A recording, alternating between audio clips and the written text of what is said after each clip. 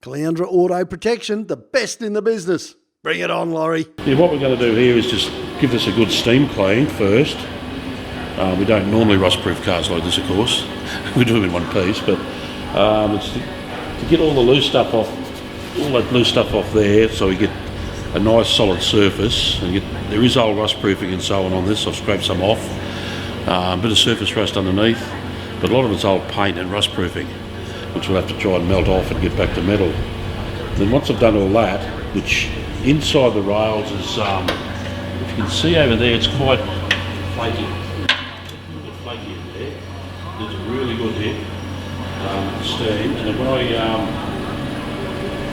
a couple of days in the sunshine and get it to dry up in those seams there, get it to dry out properly, and then we'll seal it up with the lacquer, this rust-proofing lacquer, which is like a converter sort of thing, and let Nick and the boys at it again and do whatever they've got to do, and then get it back and reseal it all over where they've worked, and then do the rust-proof coating after that.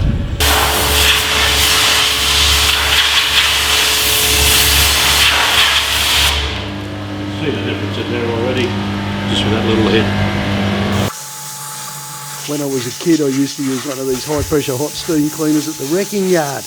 I'll tell you what, nothing cleans like one of these babies. Gets all the oil and grease off, all the rubbish out. Fantastic. A little bit flaky there, it's not too bad.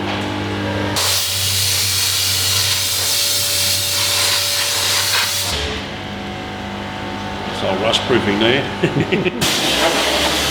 Rust starts wherever sand and gravel and dirt can gather, and that's going to be inside the chassis rails, isn't it? It's vital to get these clean, because that's where the worst rust starts. Even though it's been hosed out, there's still a lot coming out.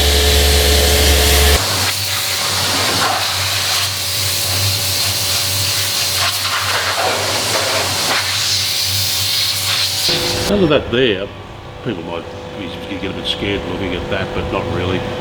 Like I said, it's just a bit of rust-proofing and paint peeling off there, and a bit of surface actually underneath it on the metal. It's quite solid. Plenty of meat there.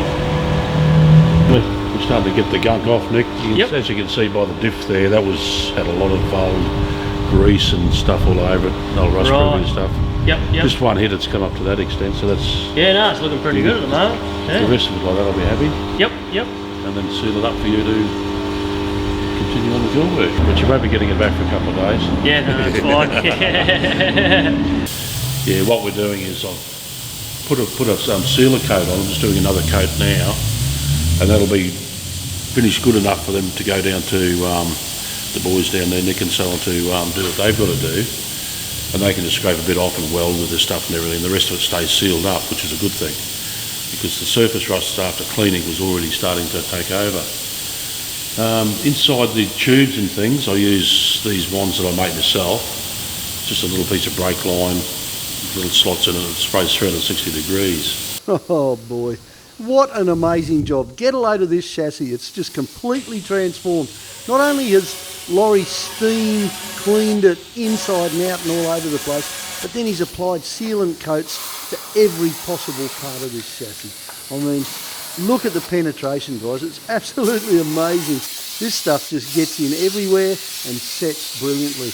You know what I think when I see this? I think, wow, what kind of places am I going to have to take this truck to even put this amount of protection to good use? It's going to have to go everywhere. We'll have to do the beaches of Tasmania. We'll have to do the Cape. Oh, let's just keep on going. Well, this is a pretty exciting time for me, because this is it. Laurie's done his magic.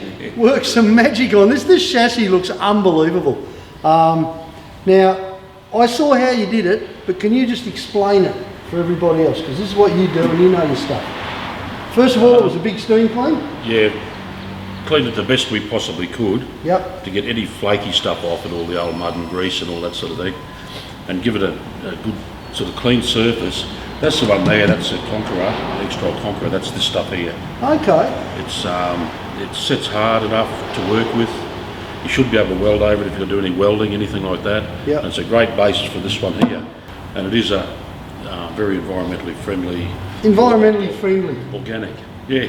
Organic, it's unbelievable, isn't it, that they can do stuff like that these days? Because you can see it's actually gone in under the rivets and everything. It's really What's that?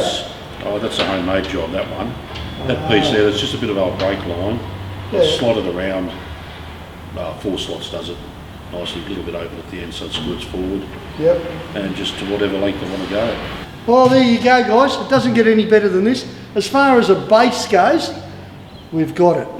All we got to do now is a little bit of welding, a little bit of repairing, and rebuild the whole thing from the ground up. It's not that much really, is it, Laurie? No. So I reckon we better shove her up to all the way, a whole 50 metres, all the way up to opposite lock, and we'll get into it.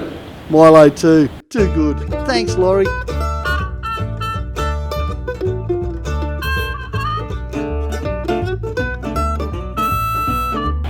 Tinker.